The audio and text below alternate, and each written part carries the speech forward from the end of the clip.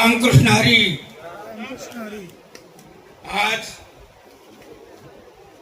तुमच्या सर्वांचे आवडते, तुमच्या सर्वांचे मी का म्हणतोय नंतर सांगतो. तुमच्या सर्वांचे आवडते आपल्या तालुक्याचे भाग्य विधाते आणि या जुन्नर तालुक्याचा ज्यांनी विकास केला असे माझे मामा वल्लभसेठ बेनके यांचा आज जयंतीचा कार्यक्रम आहे, म्हणजे वाढदिवसाचा. माझे मामा मी का म्हणतो तर त्या काळी वल्लभ मामांच्या जवळ, त्यांच्या खुर्चीच्या जवळ फक्त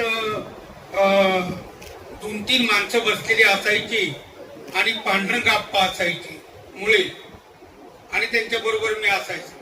तर मी आप्पांना सोडायचो आणि बेनके मामाच्या मांडीवर जाऊन बसायचो. खरं तर त्यांच्या जवळ जाण्याचं कुणाचं धाडच नव्हतं. आमच्या आप्पा दापायचे, जाऊ नको ते, नाही मला तो मामा आवडतो. आणि तेही खूप कौतुकाने. त्यावेळेस चाराने म्हणजे आजचे 1000 रुपये. मग ते चाराने काढणार, माझ्या हातात देणार, जा काहीतरी खाऊ नये. मामांनी माझं खूप कौतुक केलं आणि त्यांच्या मुलांनी खूप कौतुक केलं. लॉकडाऊनच्या काळात आमदार अतुल शेठ बेनके साहेबांनी आमच्या तमाशा महामंडळाला 5 लाख रुपये दिले. सर्वात मोठी देणगी होती ती. कारण हा वारसा कुणाचा आहे तर बेनके साहेबांचा आहे आणि त्यांनी तो अगदी ठामपणे चालवलेला आहे. आज हे विश्व उभं राहिलंय. मी गाडीत जाता येताना पाहायचो, माळरान होतं इथं. आणि नंतर हळूहळू त्यावेळेस मला राजकारणाची फार माहिती नव्हती. मग मी कुणाला तरी विचारायचो, आहे ते कोण करतंय?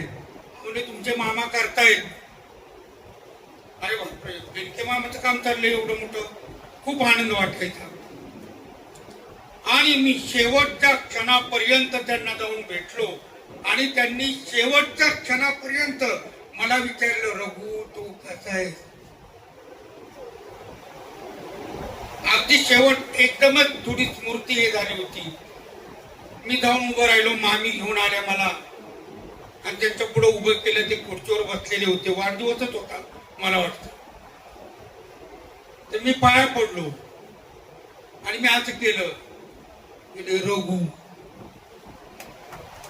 एवढं प्रेम आणि तो प्रेम जिव्हाळा मीही जपलेला आहे. या बेनके कुटुंबाच्या पूर्ण निगडीत मी आहे. त्यांचं कार्य पाहून खूप आनंद वाटतो. आम्हा लोककलावंतांना आश्रय दिला असेल तर बेनके साहेबांनी, नाही तर तमाशा पंढरी तेव्हाच उद्ध्वस्त झाली असती, जेव्हा आम्हाला जागाच नव्हती नारायण. पण बेनके साहेबांनी त्यांची जागा दिली आणि जवळजवळ 20 वर्ष आमची तमाशा मंडळ पंढरी त्या बेनके साहेबांच्या जागेत राहिली. आजही तमाशा पंढरी खूप सुंदर आहे, चांगली आहे. माणसं नारायणगावची खूप चांगली आहेत. तमाशा कलावंतांवर प्रेम करतात. पण हे कुटुंब तमाशा कलावंतावर फार प्रेम करायचं आणि हेच प्रेम अतुल शेठ शेवटपर्यंत तमाशा कलावंतावर ठेवा.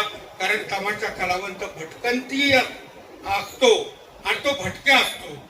त्याला दिवसा ऊन लागतं, रात्रीची थंडी वाजती आणि पावसात तो भिजतो. म्हणजे आम्हाला निवाराच नसतो. अशा वेळेस तुमचा मायेचा हात जर आमच्या डोक्यावर फिरला तर आमचं मुठभर माच वाढतं.